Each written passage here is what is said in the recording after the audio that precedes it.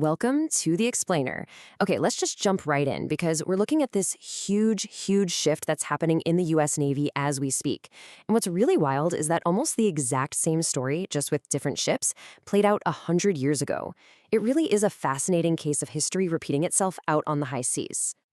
For the better part of a century, this was it, the battleship. This was the absolute pinnacle of naval power. I mean, think of it as a floating fortress of steel and cannons. For decades, if you wanted to show the world you meant business, you sent a fleet of these giants. They were, hands down, the most powerful weapon on the entire planet. And this era, the reign of the battleship, it lasted for nearly 60 years. It was a time of massive industrial growth. You saw a couple of major building phases. First, a big buildup as America was becoming a world power. Then, a sudden stop because of the 1922 Naval Treaty. And then, boom, a frantic rush to build them again as World War II was kicking off. And the whole idea, the whole strategy was built around one thing: massive gun duels between enemy fleets. But, history never really stands still, right? While all these nations were perfecting the battleship, a totally new kind of weapon was coming into its own. And this new tech, it wasn't just going to compete with the battleship. Oh no, it was going to make the battleship's main job almost completely obsolete. And it happened practically overnight. I mean, the difference here is just staggering. A battleship's big guns, as powerful as they were, could maybe reach out about 20 miles.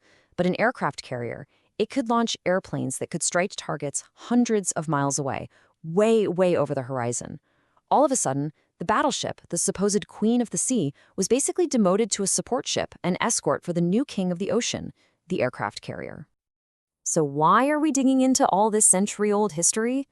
Well, because that exact same story, a dominant, absolutely essential warship suddenly facing the end of its life because of its age, the cost to keep it going, and new technology, well, that is playing out again, right now in today's U.S. Navy. So meet the Ticonderoga-class cruiser. For the past 40 years, this ship has been the brains of the fleet. Now, unlike a battleship, it wasn't designed to just slug it out with guns. Its whole job is to be the quarterback for an entire carrier strike group, using its super powerful radars and computers to manage this incredibly complex, high-speed air battle against any incoming missiles or enemy planes. And this number right here, this just shows you the sheer power we're talking about. Each one of these cruisers is packing 122 vertical launch cells. Each one of those can fire all sorts of different missiles. It's a massive arsenal designed to protect the most important ship in the fleet, the aircraft carrier, from pretty much any threat you can imagine. It is an unbelievable concentration of defensive firepower. But, and it's a big but, here's the problem. Just like those old battleships, the Ticonderogas are getting old. They were built back in the 80s and 90s, and their hulls, the actual metal of the ship, are suffering from really serious issues, like cracking. And the cost to just maintain them, let alone upgrade them with new tech, has just gone through the roof. And the situation has gotten really bad. I mean, look at this. There are already almost twice as many of these cruisers sitting in reserve or already totally decommissioned as there are still out on active duty. The entire class is literally just disappearing from the ocean, one ship after another. So here's the really crucial point. When one of these Ticonderoga cruisers retires, its replacement immediately creates a capability gap. The newest destroyers that are taking their place, the Arleigh Burke class, they only have 96 missile cells. That's a drop of over 20%. And in a world where our adversaries are building huge arsenals of missiles, that 20% could be the difference between defending the fleet and, well, a total disaster. And this whole dilemma has forced the Navy to make a bunch of really tough and, frankly, controversial choices. Okay, so first the plan was to modernize about a dozen cruisers. But then the cost just exploded, and it became clear how bad a shape the ships were in. So the plan changed to just retire all of them by 2027.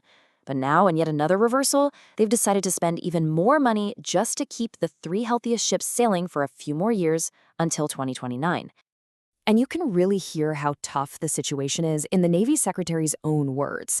He's pretty much admitting that the whole modernization program was a painful lesson. He's saying they're now just trying to salvage whatever they can by only keeping the ships that are in the absolute best shape to keep doing the mission, even if it's just for a little while longer. Which, of course, leaves this giant, looming question. If the purpose-built quarterback is leaving the field, who's going to step in to call the plays and protect the fleet? The Navy does have a plan, but it's a plan that has some pretty significant challenges of its own. Okay, so the immediate fix is to use the newest, most upgraded Arleigh Burke class destroyers. They are very capable ships, don't get me wrong, but they weren't designed from day one for this incredibly demanding command and control job. The real, purpose built replacement, a next gen warship they're calling DDGX, well, that won't even start showing up until 2032 at the absolute earliest. And that creates a dangerous, decade long gap in capability, all while global tensions are on the rise.